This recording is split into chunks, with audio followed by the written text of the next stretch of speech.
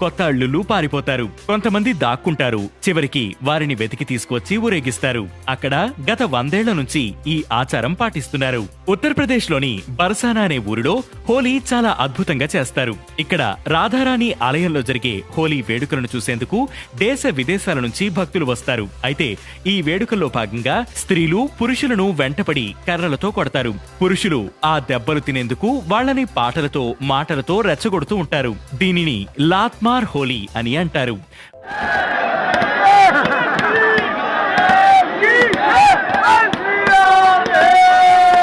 మధ్యప్రదేశ్ రాష్ట్రంలోని కొన్ని ప్రాంతాలలో గిరిజనులు హోలీకి వారం రోజుల ముందు భగోరియా పండుగ చేసుకుంటారు.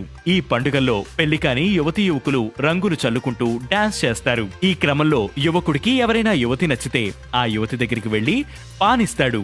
ఆ యువకుడిచ్చిన పాన్ను ఆ యువతి తింటే తాను పెళ్లికి అంగీకరించినట్టే. తర్వాత ఈ ఇద్దరు పెళ్లి చేసుకుంటారు.